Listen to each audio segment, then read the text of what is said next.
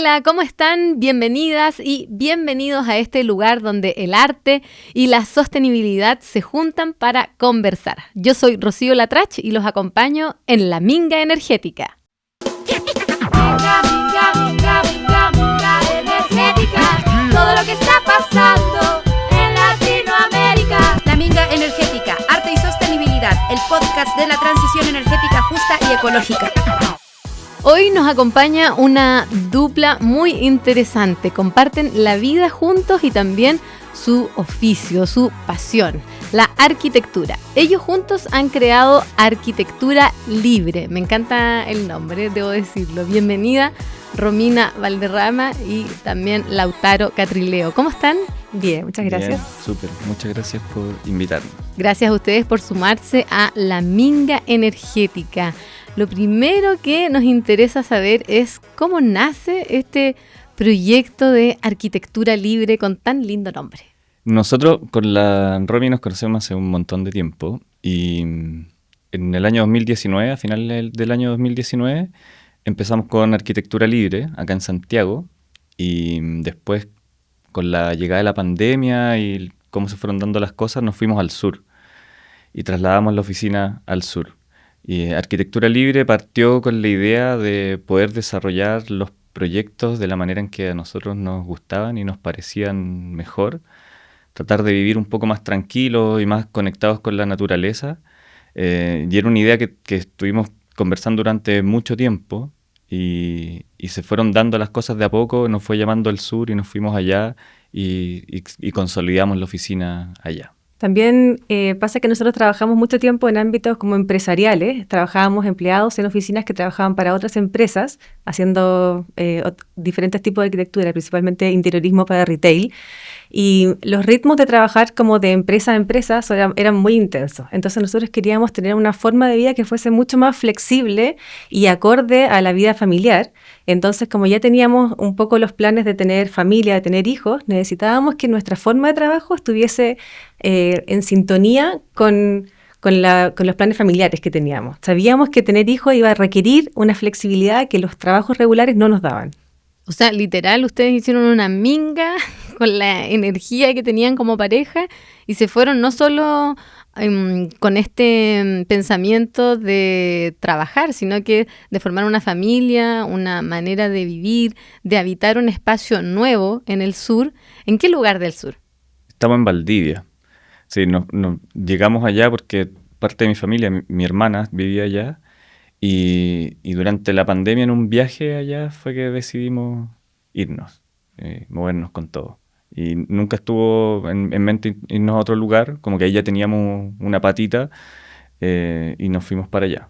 También coincidió que partimos justo en ese tiempo 2 proyectos en el sur que estaban cerca, uno en Valdivia y uno cerca en Coñaripe y eso nos permitía también estar cerca de los proyectos que estaban empezando a gestionarse ya. Sí, aclarar que no vivimos en Valdivia mismo, vivimos en las afueras de Valdivia, en la punta del cerro, en medio del bosque. Y eso fue lo que más nos tiró de ir a vivir al sur, como esa sensación de estar muy metido en la naturaleza. No sabíamos cómo íbamos a construir nuestra casa, no sabíamos cómo iba a funcionar, cómo íbamos a llegar a diario allá arriba, pero queríamos estar en ese lugar.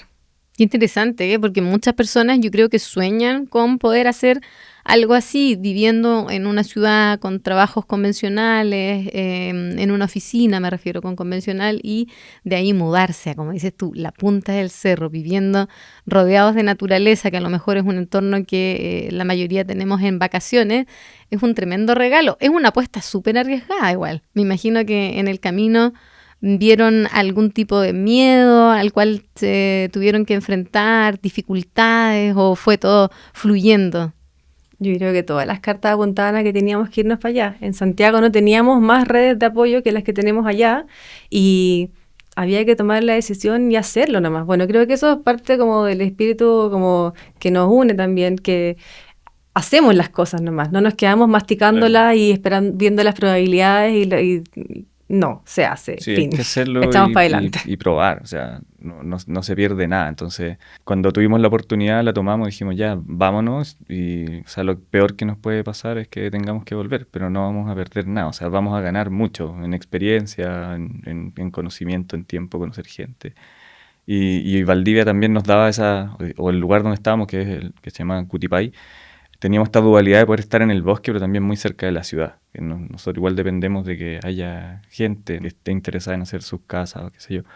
Y nuestra forma de trabajo también nos permitía trabajar desde la casa. Por mucho tiempo trabajamos desde la casa, hasta que empezamos a requerir un poquito más de apoyo como en el equipo. Entonces tuvimos que trasladarnos porque hacer llegar a alguien que no tenía la intención de vivir en el bosque a que trabajara en el bosque todos los días era un poco complicado. ¿Qué experiencias personales o territoriales marcaron su manera de entender el habitar en este lugar tan diferente? O sea, irnos a vivir al sur y hacer la primera casa que hicimos en el sur donde nosotros vivimos, nos cambió totalmente la percepción de la manera en que uno vive afuera, pero nos cambió la manera en que pensamos la arquitectura, porque o sea, nos dimos cuenta, y era lo que nos gusta hacer, que pensar cada vez la arquitectura con las maneras en que las personas viven, que son maneras todas distintas, son similares, pero también con muchas diferencias, nos cambió la manera en que desarrollamos la arquitectura. En el sur, que nos enfrentamos al clima, a la naturaleza, ¿no es cierto?, al frío, a las tecnologías constructivas que son distintas, a los oficios que son distintos, nos cambió mucho la manera en que veíamos la arquitectura y la manera en que nos acercamos a cómo hacemos las cosas ahora. Y también nos pasó lo que le pasa a muchas personas, muchas familias que quieren irse a vivir al sur, que tienen una idea preconcebida de lo que significa vivir en el bosque o la naturaleza, lo que sea, que es una idea muy santiaguina, como que tienen pensado los espacios, las dimensiones, los tipos de recintos que necesitan desde la experiencia que han vivido en Santiago, que es muy distinto. Entonces, vivir nosotros primero esa etapa de adaptación en el sur nos sirvió para entender que tenemos que tener ciertos espacios que son muy específicos del sur. Llegáis con la ropa mojada, la ropa con barro, tenéis que poder dejarlos en un lugar antes de entrar a tu casa. Vivir en zonas rurales, no tenéis el acceso al boliche de barrio, al comprar pan fácil, entonces tenéis que tener sistemas de almacenamiento de alimento que te permitan estar sin tener que desplazarte un par de días, un par de semanas tranquilamente. Y les da pie también, me imagino, para ser más autosustentables, poder quizás cultivar la tierra o tener alguna especie de organización ahí en la despensa más local. De todas maneras, o sea, aparte que Valdivia promueve mucho el consumo responsable y el consumo de productos locales, también hay una cultura de tener al menos una pequeña producción propia, ya sea de hortalizas o un pequeño invernadero, algunas plantitas que puedas consumir. La vida no te da mucho tiempo, pero también vivir en el bosque, por ejemplo, a nosotros se nos dificulta porque requiere mucha luz para poder hacer una huerta. Pero la gente que vive en otros contextos que no son tan extremos como el nuestro, como en cerro con bosque, sí, todos quieren y todos les interesa ese camino. Claro, como que existe siempre esa visión romántica. La mayoría de nuestros clientes vienen de Santiago, son gente que se está yendo al sur, un porcentaje importante. Y existe esa visión romántica de que te va a ir al sur, vaya a cultivar tu comida, ¿no es cierto? Vaya a picar tu leña, y que es real, pero implica un montón de otras cosas y un montón de esfuerzo que a veces uno no lo ve. Hay un trabajo ahí. Alguien tiene que poner la semilla en la tierra, preparar la tierra, conocer el tipo de sustrato, que son cosas que se pueden aprender, pero obviamente hay alguien que se tiene que dedicar a eso. Exacto. Y el conocimiento yo diría que está más a la mano, porque el contexto lo permite. A nosotros nos sirvió mucho tener toda esa experiencia para que después lo podemos volcar también en la arquitectura. Y esa decisión de irse a vivir al sur tiene que ir acompañada con esa decisión de tener que bajar el ritmo. Porque no podés irte con el espíritu santiaguino a tratar de vivir en el sur. No, lo vas a pasar pésimo, no te va a funcionar, los ritmos no son, se corta la luz, se corta internet, no podés trabajar. Es como todo inestable, pero al mismo tiempo como que te da el tiempo de hacer otras cosas que uno tiene que decidir ponerle energía. Entonces, sí, feliz tener un huerto, pero tienes que saber que tienes que trabajar menos horas para que puedas dedicarte un poco a tu huerto. Algo que les puede haber pasado cuando llegaron es encontrarse con una comunidad diferente. Me imagino que en la capital ustedes tenían su barrio, sus vecinos, no sé si vivían en departamento o en casa, pero llegar a este lugar donde decías tú más cercano a la punta del cerro, ¿había una comunidad ahí a la que ustedes llegaron a integrarse o están solos como ermitaños? Cuéntenos un poco más de eso. Un poco de los dos, diría yo. O sea, teníamos una mini comunidad que nos recibía, que era mi hermana que vivía allá y amigos de ella. Pero también en el sur se da algo bien bonito. Por ejemplo, la gente te saluda y es súper normal. en cualquier parte. Entonces, y eso da pie a que si uno es un poco más sociable, es fácil entablar una conversación y conocer gente.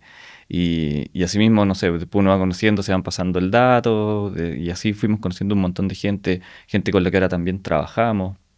Entonces ha sido súper bonita esa parte también, como de llegar a un lugar en el que empezáis rápidamente a ser parte de una comunidad, como te reconocen, a lo mejor no los conoces de nombre, pero se da eso de que te conocen, te saludan, te ubican, no sé, por el auto, por los niños, es como que fueran vecinos, pero en un área mucho más grande, ¿cachai? Es súper... La calidez claro, del sur, sí. más hogareño. Todos te quieren ayudar. Es increíble, como nosotros no teníamos al principio como tantas redes, tantos contactos, pero todos en el fondo se empiezan a pasar la voz. Hoy llegan estos chiquillos que son arquitectos, a lo mejor por ahí alguien le puede servir, quiere hacer una casa, o oye, acá me dijeron que estos vendían leña, o estos tienen el aserradero. Entonces como que una comunidad súper como dispuesta a colaborar.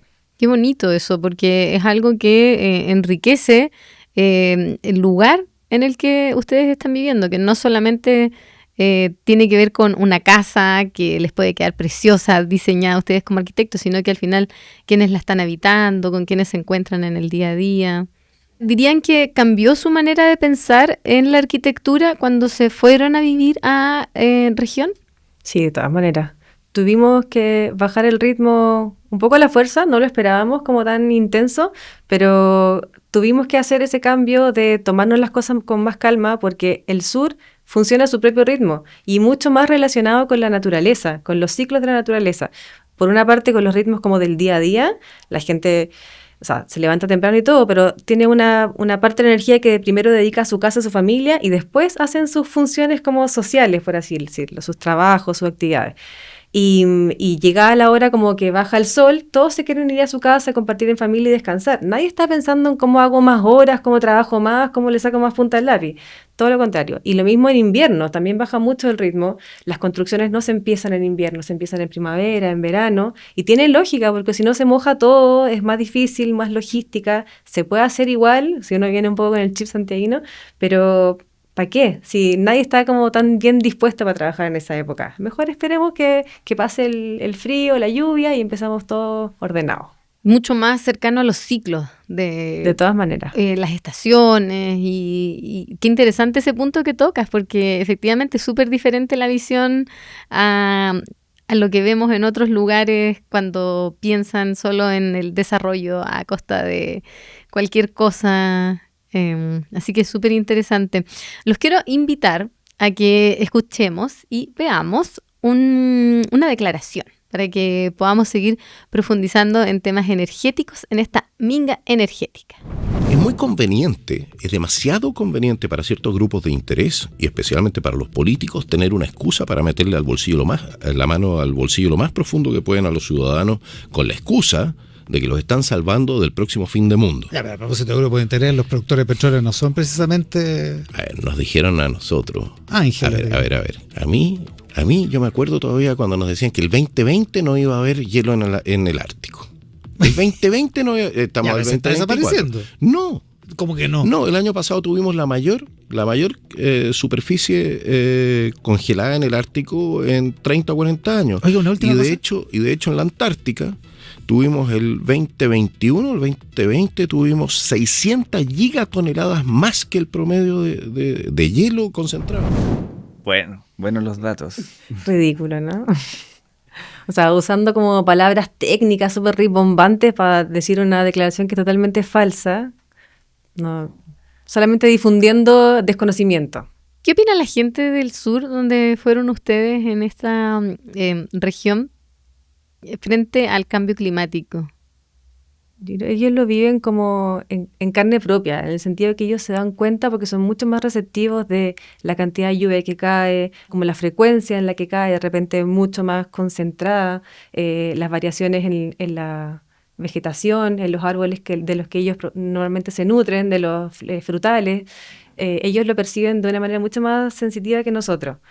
Y todos tienen una cierta preocupación, pero no saben muy bien por dónde abordarlo, pero creo que son mucho más conscientes y toman algunas medidas como de protección, digamos, por ejemplo, son más conscientes de cómo usan el agua, de cómo gestionan los residuos, del uso de materiales locales y naturales.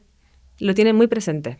Claro, hay un conocimiento ancestral ahí que la gente tiene, que la gente en el campo también habla de así como lo que decía la Romy, po, que hoy este año de nuevo las lluvias, no ha llovido nada, ya no sé cuántos años, no sé, o cuando hay una lluvia grande como, oye, así llovía hace tanto tiempo, no sé, hace cuántos años.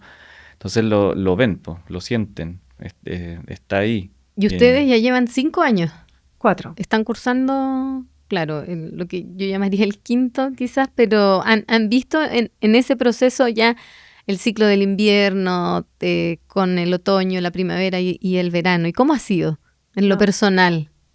Nos ha tocado de todo. Es como días de verano muy extremadamente calientes, semanas enteras en que llueve y que no para, pero el mundo sigue igual, no como acá en Santiago.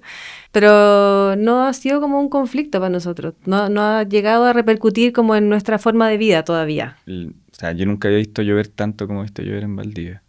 Y entonces, si uno está dispuesto y preparado, no pasa nada, po. Es bonito, las estaciones son súper bonitas, todas muy como súper marcadas también. Qué bueno. Y desde la arquitectura, ¿cómo acompañan a estas familias o personas que tienen la iniciativa y la voluntad, las ganas, la situación económica quizás también para poder dar este paso de migrar? ¿Cómo lo acompañan ustedes?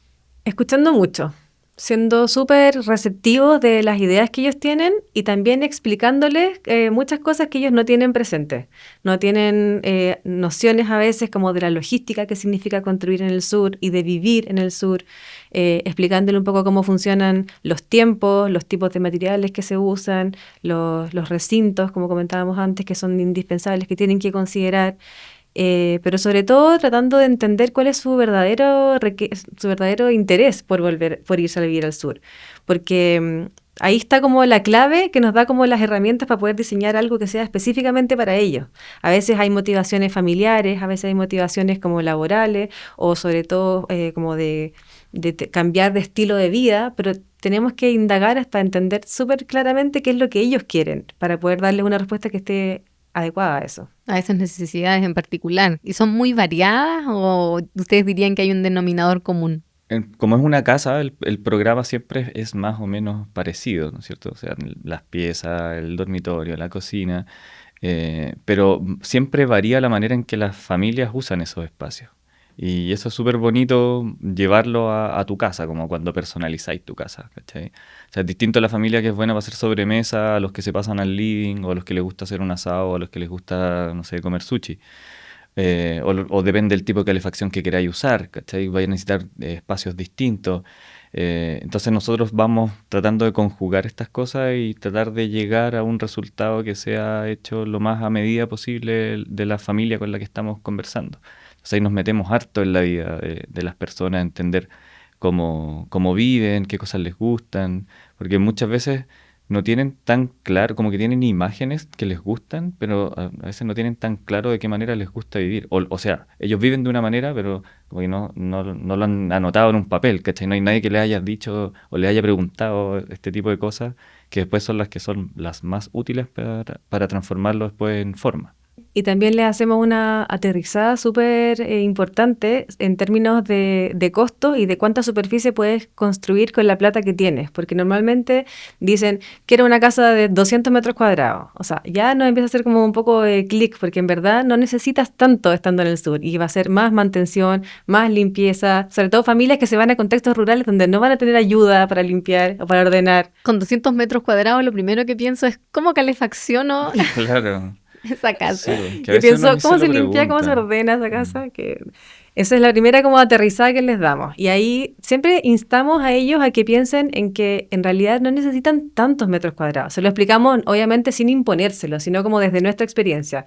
Que en realidad van a poder desarrollar un espacio súper cómodo, fluido y funcional con menos superficie. Y que les va a costar menos, va a ser menos invasivo en el territorio. Van a más eficiente. Más eficiente en la logística y al final se van a endeudar menos. Ustedes están abarcando diferentes lugares del sur en construcción y ¿con qué materiales priorizan trabajar? Nos gusta mucho trabajar con madera, es lo que preferimos. Nos gusta porque hay una tradición carpintera, entonces el oficio de la carpintería es bueno en el sur. También es un material que es renovable, entonces es más amigable con el medio ambiente, funciona bien térmicamente también, es bueno estructuralmente, tiene buena vejez. Y Si tú además es un ves- material súper versátil que se puede usar tanto como estructura, como revestimiento interior, como revestimiento exterior, como decorativo, para soportes estructurales. Entonces, de verdad sirve, se puede aplicar de muchas maneras. Y el hecho de que se pueda conseguir localmente de manera fácil, facilita toda la logística de la construcción. Ujú. Y la calefacción, que me lo imaginé antes, pero allá me imagino que es una de las cosas que las personas que se quieren ir a vivir a un lugar en el que llueve mucho, obviamente también piensan. Depende de la escala de la casa. Cuando son construcciones más pequeñas, como de menos de 100 metros, normalmente con una combustión lenta va a ser suficiente para calefaccionar ese espacio. Pero cuando tienes que crecer un poquito con más recintos que no van a estar como todos tan cerca de la fuente principal de calor, necesitas sistemas de climatización. Y los sistemas, en el fondo, hay que pensarlos desde el principio, cuando empiezas a diseñar la casa, porque la idea es que con la eficiencia energética no se entienda como algo que le agregamos al final del proceso, del proyecto, sino que desde el principio tengamos considerado que la casa va a estar bien aislada para que no tengamos que invertir tanto en calefacción.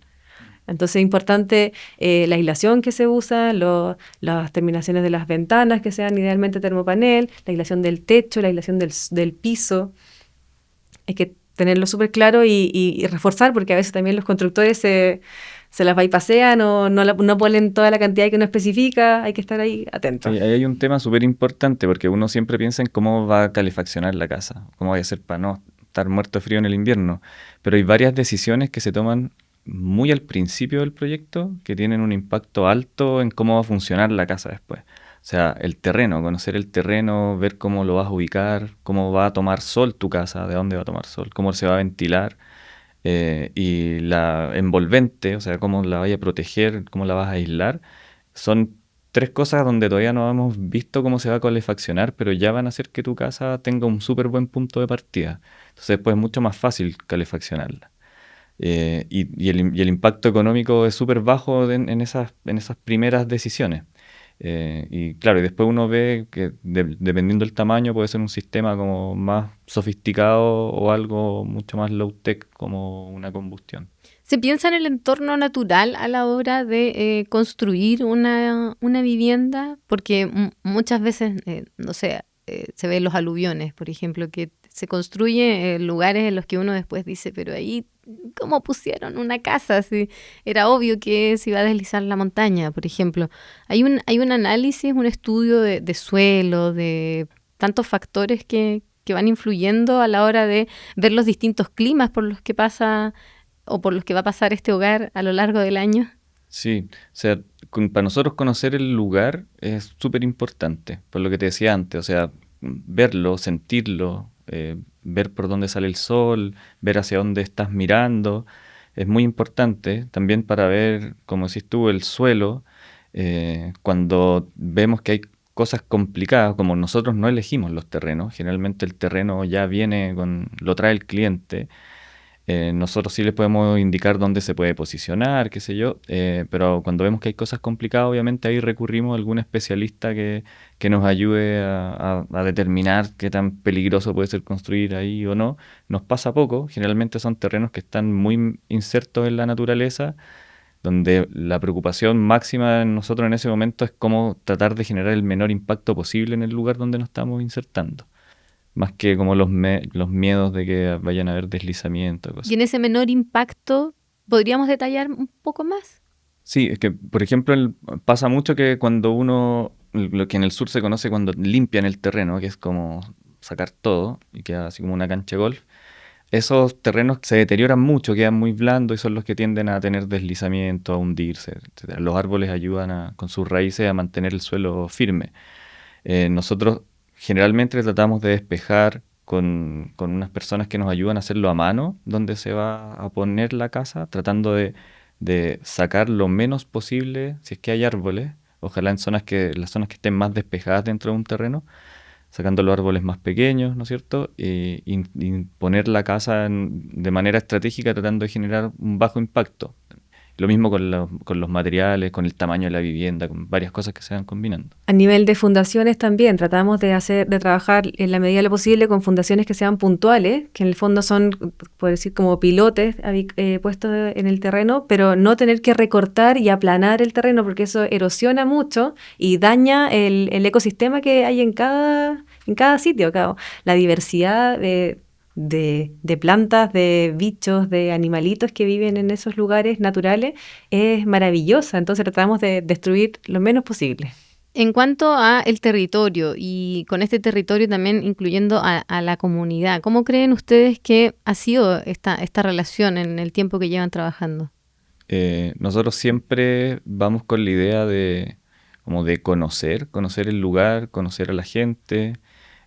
Obviamente no siempre hay la misma recepción de las comunidades, como donde nos estamos insertando, donde se están insertando nuestros proyectos, porque muchas veces hay cosas como un condominio, cosas así que son un poco más impersonales, pero tratamos de tener un buen, no sé, conocer a la gente, conversar con ellos, como no creer que tenemos todo el conocimiento, sino que hacernos parte de eso, saber que nos estamos insertando, preguntar. De esa manera siempre nos tratamos de conectar con las comunidades, los territorios donde trabajamos. Claro, tomando una posición bien humilde en ese sentido, como entendiendo que ellos han estado ahí y han construido desde mucho antes que nosotros. Generaciones. Entonces, muchas veces. Nosotros podemos tener algunas cosas que van a optimizar ese diseño, pero ellos conocen al callo, cómo se comporta la madera, cómo funciona con la humedad, cómo es la lluvia. Entonces, el ser súper receptivos de ese conocimiento nos ha ayudado mucho a incorporarlo en nuestro diseño. Sí, conocer gente local al final siempre es un beneficio, porque si no nosotros estaríamos llevando constructores de Santiago, ¿cachai? Maquinaria de no sé dónde. Pero si tú conversás ahí y hay un caballero que, no sé, que sabe usar la motosierra y te puede ayudar, ¿cachai? O hay un equipo de construcción cerca y vaya a conversar con ellos, como se generan esas alianzas cosas, locales. Claro, que son positivas para todos. De todas maneras, en esta minga energética mezclamos diferentes temas y uno de los centrales, por supuesto, que es la energía y el arte. Así que les quiero mostrar algunas imágenes para que vayamos viéndolas y ustedes nos van diciendo libremente qué opinan al respecto. Comencemos por esta del archipiélago de Humboldt, ilustrada por José Benmayor. Me evoca mucho de donde yo vengo, que es del norte. Esa Qué mezcla, curioso. Yo soy de Vallenar. Del norte en la infancia al sur. Sí. Entonces esta imagen, que me encanta la combinación de desierto con mar, la encuentro maravillosa.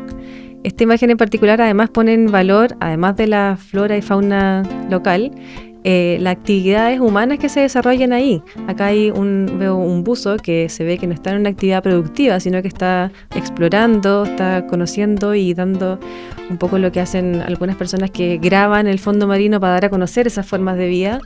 Encuentro muy bonita esta imagen que rescata eso, como de reconocer nuestro paisaje, incluso el submarino que es tan desconocido, para poder traerlo a la superficie y al conocimiento público. Veamos la siguiente, que me parece... Ahí está. ¿Qué te parece esa imagen? La encuentro súper bonita. Creo que apuntar a un problema, como sale acá de Dominga, o sea, de una manera positiva, como recalcando las cosas positivas, es una manera muy inteligente de acercarse a un problema, como de hacer protesta. Mostrando todas estas especies, como generando conciencia. La propuesta gráfica me encanta, así como medio doodle, así, una ilustración medio infantil, bonitos los colores, pero encuentro que es potente como recalcar las cosas positivas con algo que contra algo que es muy negativo. Estamos viendo las ilustraciones de Naihem y Michael Yaikel en el marco de Paz con la Naturaleza de la COP16 y también de Noa Dominga. Nuestro bosque. Y nuestra intervención también como humanos y la arquitectura también está súper relacionada. Ustedes decían que, utilizan mucha madera, sí, o sea, entre otros materiales. bueno el texto, como paz con la naturaleza, como nosotros como humanos vivimos conectados. Se ve que este personaje que pasa a ser parte del árbol, ¿no es cierto? Como vivimos conectados con la naturaleza, como que no lo podemos desconocer. O sea, nosotros dependemos de la naturaleza depende de nosotros también. Hay una conexión ahí. Y también como este árbol es casa, albergue de muchas otras formas de vida. Es casa de los pájaros, es casa de los hongos, es casa de animalitos, y está vinculado también con el agua, con la red de hongos que crecen a sus pies. Y ustedes están mucho más relacionados, cerca de todo este hábitat. Bueno, yo creo que en todas partes también hay naturaleza, hay que tener los ojos ahí atentos para poder ver todos estos detalles tan bonitos que hay en la naturaleza. Y el arte nos acerca también a poder hacer estas opiniones que son algo que nos va nutriendo. Ahora, me gustaría que pudiesen dar algún mensaje a quienes nos están escuchando y viendo y tienen este bichito de qué ganas de hacer un proyecto, de mudarme al sur, quizás al norte. La variedad de territorios es tan amplia. ¿Qué consejos le darían a estas personas que están con esta ilusión, este sueño de poder ir a formar una familia o quizás ir solos a vivir a otro lugar más rural? Háganlo. No lo piensen demasiado, el tiempo siempre va a ser poco y la construcción es cada vez más cara, así que los invito a que lo hagan rápidamente. Además que el cambio de vida va a ser positivo en todo sentido, sobre todo si tienen planes con niños pequeños. De verdad que les abre un mundo estar en conexión con la naturaleza, con los hongos, con el agua, con las ranitas. Es otra vida. Sí, yo creo que hay que atreverse. Como si alguien tiene las ganas, hay que hacerlo. Lo peor que te puede pasar es que no te guste y uno se devuelve. O sea, pero probar, si uno tiene la idea, yo creo que hay que hacerlo, de todas maneras. Y además que los vamos a acompañar con mucha buena onda, mucho cariño. Eso nos recalca mucho las personas que trabajan con nosotros, que es un trato muy amable, amistoso, y al final sé que un proceso que es estresante por muchas razones sea muy grato y llevadero. Claro, que se vuelve cercano. Fundamental pasarlo bien, porque se está construyendo un sueño, un hogar. Ahora, ¿qué opinan ustedes frente a la urgencia que hay por transformar la forma en la que habitamos las ciudades? Que habitamos las ciudades. Yo creo que hay harto de trabajo pendiente. En general nos hemos dado cuenta que la normativa llega súper tarde, entonces se empieza a desarrollar de una manera muy improvisado y generalmente eso genera problemas ambientales mucho más graves porque la gente tiene que resolver con los pocos recursos que tiene y sin ninguna herramienta ni conocimiento temas que son, digamos, vitales para poder vivir bien. Tienen que resolver por sus propios medios temas de alcantarillado, fosa, captación de agua, que nadie lo regula, nadie está pensando cómo hacerlo mejor para planificar el territorio rural y también las ciudades. En las ciudades como que llegan tarde todas las soluciones. Una visión un poco crítica que tenemos. Sabemos que los elementos de planificación, estos instrumentos, son complejos y grandes, difíciles de armar, que requieren mucho tiempo, un gasto enorme de energía, y creemos que por lo mismo pasa que lo que dice la Romy, como que llegan tarde, o sea, llegan cuando ya pasó, ¿no es cierto? O sea, y las ciudades se siguen expandiendo a una velocidad que es mucho más rápida que la velocidad en que se desarrollan estos elementos de planificación. Entonces, pasa sobre todo en las zonas periféricas de las ciudades que la planificación, o sea, ya pasó, como ya se hizo antes de que se planificara. Entonces, eso es un gran problema. Pasa mucho en algunos lugares cuando llueve, que se inundan las calles y después ocurren otro tipo de cosas como los que se vieron en la quinta región hace un tiempo, en donde vemos un edificio completo que queda prácticamente colgando. Entonces ahí uno dice, estaban casi en la arena, ¿cómo hubo un permiso para construir ahí? Yo creo que tiene que ver con eso, con no se alcanzó a planificar antes, o sea, llegaron antes de que se pudiese restringir ese tipo de cosas. Cuando se restringe ya está hecho, y pasa mucho eso en las periferias de las ciudades, que se llega con una planificación después que ya está todo construido. Entonces, y eso genera problemas de conectividad, de abastecimiento de servicios básicos, de poca planificación de las áreas verdes. Entonces es súper complejo, ahí como que falta algún elemento que sea más ágil y que pueda responder a la velocidad en que se está creciendo. Y en este contexto de que la normativa llega atrasada, creo que son los ciudadanos los que tienen que también tomar conciencia de cómo pueden ellos aportar a través de ser más conscientes del uso de los recursos, del uso del vehículo, de los medios de transporte, de las vegetación y plantas que uno dispone, ya sea en pequeñas plazas o en tu propio jardín. En la medida que trabajamos con especies que son propias del lugar, vamos a tener mucho menos consumo de energía, de recursos para poder mantenerlo, y vamos a estar vinculados con algo más real. Es súper relevante la participación ciudadana durante esos procesos, porque si también nadie dice nada y solo esperamos estos instrumentos, además que muchos se hacen como de súper buena fe, ¿cachai? Como toda esa planificación. Pero tiene que haber una participación por parte de la ciudadanía también, y a veces eso también es débil. Entonces los resultados son débiles también. La comunidad tiene que estar unida. ¿Hay algún sueño que tengan en relación a construir algo o quizás a derribar algo?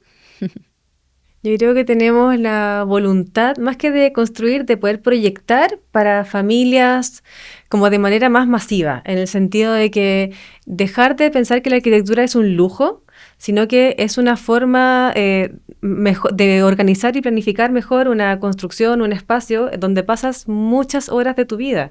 Entonces, poder acercar eso no solamente a las personas que pueden pagar megaproyectos, sino que a las pequeñas y medianas escalas que puedan tener acceso a diseños de calidad, sin convertirnos en, digamos, como salir de ese pedestal como de arquitectos superhéroes que resuelven el mundo, sino que traen soluciones como responsables y acordes al contexto de cada familia.